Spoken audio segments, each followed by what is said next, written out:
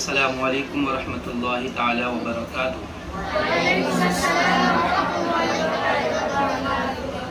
نحمده ونصلی علی رسوله الکریم، اما بعد فاعوذ باللہ من الشیطان الرجیم، بسم اللہ الرحمن الرحیم۔ یا ایہا الذین آمنوا توبوا الی اللہ توبۃ نصوحا، صدق اللہ العظیم وصدق رسوله النبي الأمين الكريم، ونحن على ذلك لمن الشاهدين والشاكرين، والحمد لله رب العالمين۔ عزیز بچوں،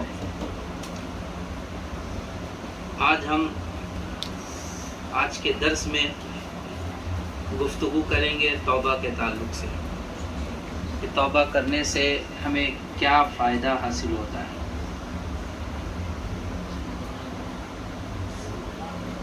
سب سے پہلے میں اللہ تبارک و تعالیٰ کی بارگاہ میں دعا گو ہوں کہ اللہ تبارک و تعالیٰ مجھے حق بولنے کی توفیق و رفیق عطا فرمائے، اور ہم تمامی حضرات کو حق کو سن کر اسے قبول کر کے اس پر عمل کرنے کی توفیق عطا فرمائے۔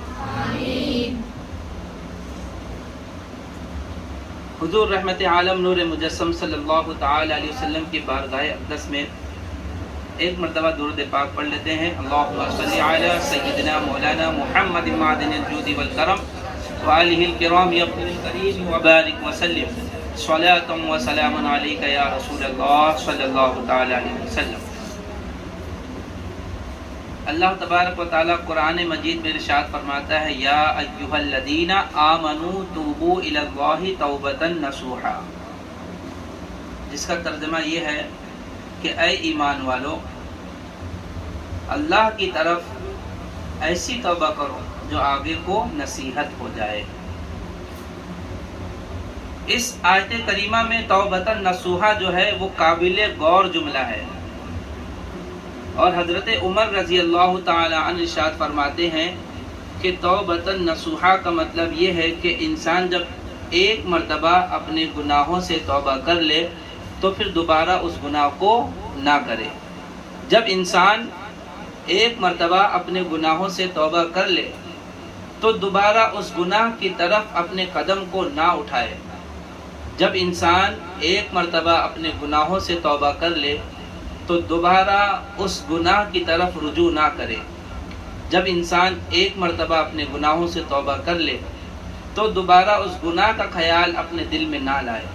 جب انسان ایک مرتبہ اپنے گناہوں سے توبہ کر لے تو دوبارہ اس گناہ کی طرف نہ جائے۔ جس طرح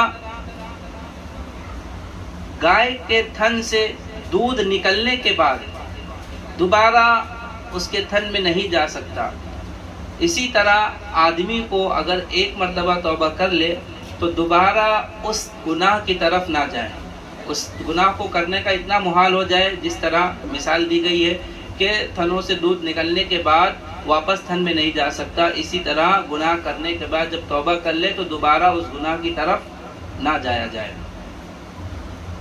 پیارے بچوں، یہ دنیا جو ہے یہ فانی ہے، دنیا کی ہر شے، ہر چیز فنا ہونے والی ہے، کوئی بھی چیز باقی رہنے والی نہیں ہے۔ یہ جو بڑے بڑے مکانات ہیں سب فنا ہو جائیں گے، یہ بڑے بڑے درخت ہیں، یہ تناور درخت فنا ہو جائیں گے، یہ فلک بوس پہاڑیں ختم ہو جائیں گے۔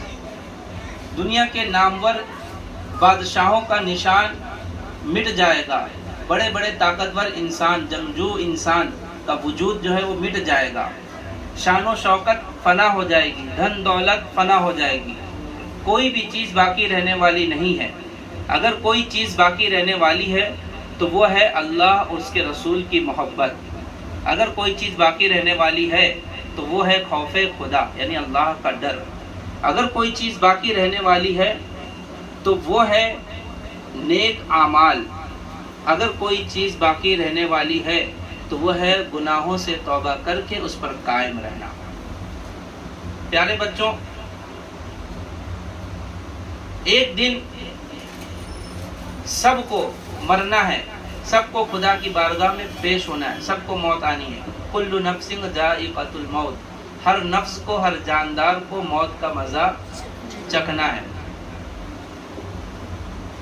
جب انسان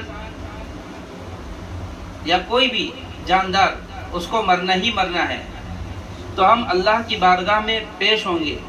اللہ ہم سے پوچھے گا کہ ہم نے تم کو عمر دی، آنکھیں دی، ہاتھ پیر دیے، طرح طرح کے نعمتوں سے نوازا، تم نے میرے لیے کیا لائے ہو؟ تم میرے لیے کیا لائے ہو؟ یہ آنکھیں دی، ہاتھ پیر دیے، طرح طرح کی نعمتوں سے نوازا، کیا تم کو میں نے عمر دی، اپنی عمر کو تم نے کہاں صرف کی؟ میری عبادت کی ہے یا نہیں کی ہے، یا کسی اور کام میں اپنی عمر کو ضائع کر دیا؟ اسی طرح جب اگر ہم اپنی آنکھوں سے کوئی گناہ کریں گے تو یہ آنکھیں جو ہیں خدا کی بارگاہ میں خود گواہی دیں گی کہ یا اللہ اس نے مجھ سے غلط چیز دیکھی۔ وہاں کوئی بہانہ نہیں چلنے والا۔ آج ہم اسکول، مدرسہ یا ٹیوشن وغیرہ جاتے ہیں تو اگر ایک دن ہم سے ناگہ ہو جاتی ہے تو ہم اگلے دن اپنے استاد، اپنے ٹیچر کو بولتے ہیں کہ ہم بیمار ہو گئے تھے یا فلاں جگہ چلے گئے تھے۔ اگر وہ صحیح ہے تو ٹھیک ہے، نہیں تو اگر جھوٹ بول دیتے ہیں۔ یہ چیز اکثریت کے ساتھ اسٹوڈنٹ میں پائی جاتی ہے۔ ناگہ ہو گئی تو بہانہ اگلے دن آ کے کہ ہم بیمار ہو گئے تھے۔ یہ زبان جو اللہ تبارک و تعالیٰ نے دی ہے، کل اللہ کی بارگاہ میں جب پیشی ہوگی تو وہاں کوئی بہانہ نہیں چلے گا۔ اگر تم نے اپنی زبان سے جھوٹ بولا ہے تو یہ زبان اللہ کی بارگاہ میں گواہی دے گی کہ یا اللہ اس نے مجھ سے دنیا میں جھوٹ بلوایا، اس نے کسی مسلمان مومن کی غیبت کی۔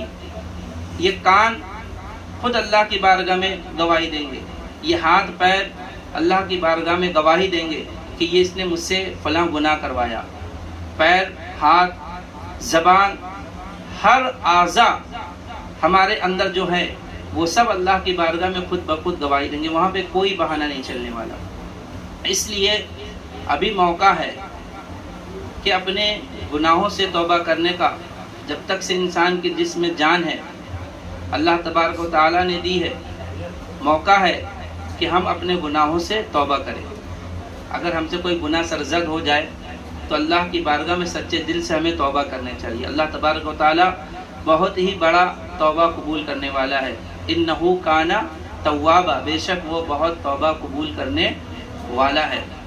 اسی طرح ایک میں آپ کو واقعہ بیان کرتا ہوں بنی اسرائیل کے زمانے کا، حضرت موسیٰ علیہ السلام کے زمانے کا یہ واقعہ ہے۔ بنی اسرائیل کے زمانے میں بہت سخت قحط پڑ گیا، بارش کا نام و نشان نہیں۔ بنی اسرائیل کے لوگ حضرت موسیٰ علیہ السلام کی بارگاہ میں حاضر ہوئے اور عرض کرنے لگے، اے موسیٰ علیہ السلام، آپ اپنے رب سے دعا کریں کہ اللہ تبارک و تعالی ہم پر بارش نازل فرمائے۔ حضرت موسیٰ علیہ السلام نے تمامی لوگوں کو، چھوٹے سے لے کر بوڑھے تک، سب کو کہا کہ ایک میدان میں جمع ہو جاؤ۔ سارے لوگ ایک میدان میں جمع ہو گئے۔ حضرت موسیٰ علیہ السلام اللہ تبارک و تعالی کی بارگاہ میں دعا کی، یا اللہ دودھ پیتے بچے اور ہمارے جو بزرگ بڑے ہیں، بوڑھے ہیں، ان کے صدقے میں تو ہم پر بارش نازل فرما۔ تو جو کچھ تھوڑے بہت بادل تھے وہ بھی ہٹ گئے اور سخت دھوپ ہو گئی۔ پھر حضرت موسیٰ علیہ السلام نے دعا کی کہ یا اللہ تیری بارگاہ میں کیا میرا رتبہ کم ہو گیا؟ ہم تیری بارگاہ میں حضرت محمد صلی اللہ تعالی علیہ وسلم کا وسیلہ دے کر دعا کرتے ہیں کہ تو ہم پر بارش نازل فرما۔ تو اللہ تبارک و تعالی نے ارشاد فرمایا، اے موسیٰ علیہ السلام، تمہاری قوم میں ایک ایسا گنہگار ہے جو اپنے گناہ 40 سال تک گناہوں میں گزارا، پوری زندگی 40 سال تک اس نے گناہوں میں گزاری، جس کی وجہ سے میں بارش نازل نہیں فرما رہا ہوں۔ اگر وہ شخص یہاں سے چلا جائے تو میں بارش نازل کروں گا۔ حضرت موسیٰ علیہ السلام کھڑے ہوئے اور مجمع میں اعلان کیا کہ اللہ تبارک و تعالی نے ارشاد فرمایا ہے کہ ہم میں ایک ایسا گنہگار ہے جو 40 سال تک مسلسل وہ گناہوں میں ڈوبا رہا، 40 سال تک وہ گناہ کرتے رہا، اپنی پوری زندگی گناہوں میں گزار دی، جس کی وجہ سے اللہ تبارک و تعالیٰ بارش نازل نہیں فرما رہا۔ تو جب یہ لوگ بنی اسرائیل کے قوم جب یہ باتیں سنے تو سب ایک دوسرے کو دیکھنے لگے، اور وہ گنہگار بندہ بھی ایک دوسرے کو دیکھنے لگا، اور پھر اس نے اپنے سر پر ایک کپڑا ڈالا اور اللہ کی بارگاہ میں رو رو کے دعائیں کرنے لگا، یا ارحم الراحمین، اے پاک پروردگار عالم، کیا میں اتنا بڑا گنہگار ہوں؟ میری وجہ سے پوری قوم پر تو بارش نازل نہیں فرما رہا، میری وجہ سے سارے قوم قحط سالی میں گزار رہے ہیں، میں اتنا بڑا گنہگار ہوں، میں اتنا بڑا سیاہکار ہوں، یا اللہ تو مجھے معاف کر دے، یا اللہ تو مجھے معاف فرما دے، میں آئندہ ایسا گناہ نہیں کروں گا، میں اپنے گناہوں سے توبہ کرتا ہوں، مجھے ذلیل و رسوا ہونے سے بچا لے۔ اس طریقے سے جب اس نے رو رو کے اللہ کی بارگاہ میں دعا کی کہ اچانک بادل آ گئے اور بارش برسنا چالو ہو گئی۔ پھر جب دیکھا کہ کوئی اس قوم سے باہر نکلا نہیں، حضرت موسیٰ علیہ السلام نے دیکھا اور بارش بھی نازل ہو گئی، تو اللہ تبارک و تعالیٰ سے عرض کیا، یا اللہ ابھی ہمارے قوم سے وہ گنہگار بندہ نکلا بھی نہیں اور تو بارش نازل فرما دیا۔ تو اللہ تبارک و تعالیٰ نے ارشاد فرماتا ہے کہ جس کی وجہ سے میں بارش کو بند کیا تھا، اسی کی وجہ سے میں بارش برسا رہا ہوں۔ تو حضرت موسیٰ علیہ السلام نے عرض کیا، یا اللہ وہ بندہ جو اب تک گنہگار تھا، وہ اس کی وجہ سے تو بارش برسا رہا ہے۔ تو اللہ تبارک و تعالیٰ نے ارشاد فرمایا کہ وہ بندہ مجھ سے صدق دل سے توبہ کیا اور میں نے اسے معاف فرما دیا، اور اس کی وجہ سے میں بارش برسا رہا ہوں۔ تو حضرت موسیٰ علیہ السلام نے عرض کیا، یا اللہ میں اس بندے کو دیکھنا چاہتا ہوں۔ تو اللہ تبارک و تعالیٰ نے ارشاد فرمایا کہ اے موسیٰ، جب وہ 40 سال تک مسلسل گناہوں میں ڈوبا رہا، تب میں اس کے گناہوں کو لوگوں کے سامنے ظاہر نہیں کیا، اب تو وہ توبہ کر چکا ہے اور میں اسے معاف کر دیا ہوں، میں نے اب میں اس کو ظاہر بھلا کیوں کر سکتا ہوں، اب اس کو میں ظاہر نہیں کر سکتا۔ یہ گناہوں سے توبہ کرنے کا نتیجہ ہے کہ اس سے ہمیں ایک چیز پتہ چلتی ہے کہ اللہ تبارک و تعالی کافی سالوں کا گناہ چند لمحوں میں معاف فرما دیتا ہے۔ وہ بندہ دیکھو 40 سال تک گناہوں میں اپنی زندگی کو گزارا، صرف ایک لمحہ اللہ کی بارگاہ میں اس نے رویا اور صدق دل سے توبہ کیا، اور اللہ تبارک و تعالیٰ نے چند لمحوں میں اسے معاف فرما دیا اس کے 40 سال کے گناہوں کو۔ اب سوچو اللہ تبارک و تعالیٰ کتنا بڑا رحیم اور کریم ہے کہ اللہ تبارک و تعالیٰ اپنے بندوں سے کتنا پیار فرماتا ہے۔ اگر کوئی صدق دل سے اس کی بارگاہ میں توبہ کر لے، چاہے وہ کتنا بھی بڑا گنہگار کیوں نہ ہو، اللہ تبارک و تعالیٰ اس کے گناہوں کو معاف فرما دیتا ہے۔ یہ اللہ تبارک و تعالیٰ اتنا بڑا رحیم اور کریم ہے۔ اس لیے ہمیں بھی چاہیے کہ اگر ہم سے کوئی گناہ سرزد ہو جائے تو اللہ تبارک و تعالیٰ کی بارگاہ میں ہمیں صدق دل سے، سچے دل سے توبہ کرنا چاہیے، تو اللہ تبارک و تعالیٰ ضرور ہمیں معاف فرمائے گا، اور دوبارہ اس گناہ کو نہ کرنے کا مستحکم ہونا چاہیے ہمارے دل میں کہ ہم اس گناہ کو دوبارہ نہ کریں۔ اسی طرح ایک اور واقعہ بنی اسرائیل کے زمانے کا ہے۔ ایک آدمی بہت ہی بڑا گنہگار، بہت ہی بڑا سیاہکار، گناہوں میں ڈوبا ہوا، اور اس نے 99 قتل کیے تھے۔ کتنے؟ 99، یعنی 99 اس نے قتل کیے تھے۔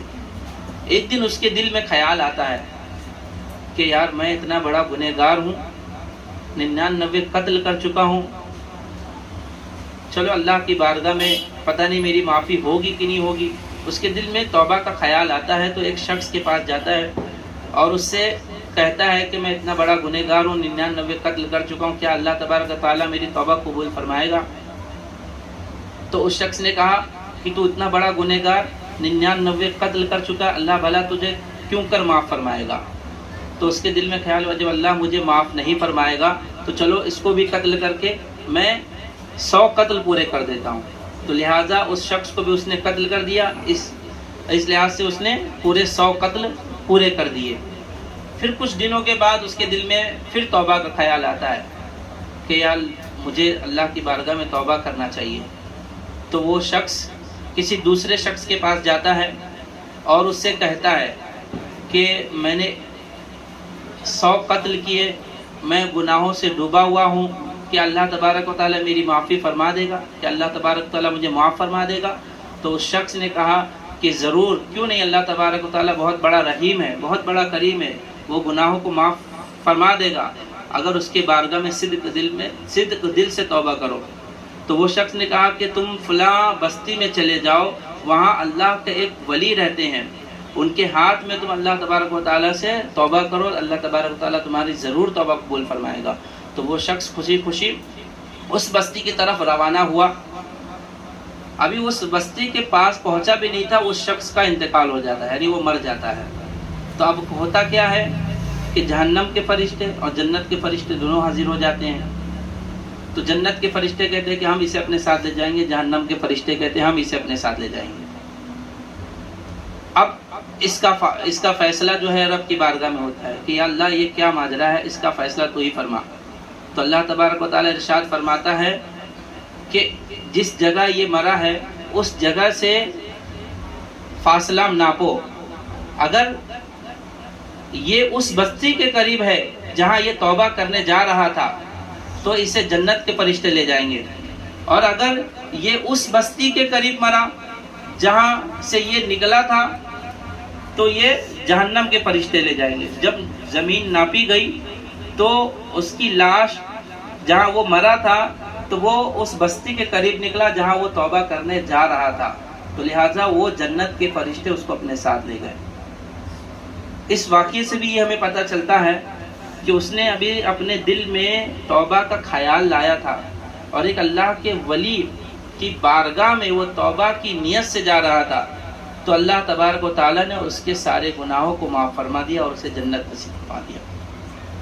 یہ اللہ تبارک و تعالیٰ اتنا بڑا رحیم ہے اور کریم ہے، اور ہمیں بھی چاہیے کہ ہم سے کوئی گناہ سرزد ہو جائے تو ہمیں اللہ کی بارگاہ میں صدق دل سے توبہ کرنا چاہیے، اور دوبارہ اس گناہ کو نہ کرنے کے عہد کر لینا چاہیے کہ اب دوبارہ ہم اس گناہ کو نہیں کریں گے انشاءاللہ تعالی۔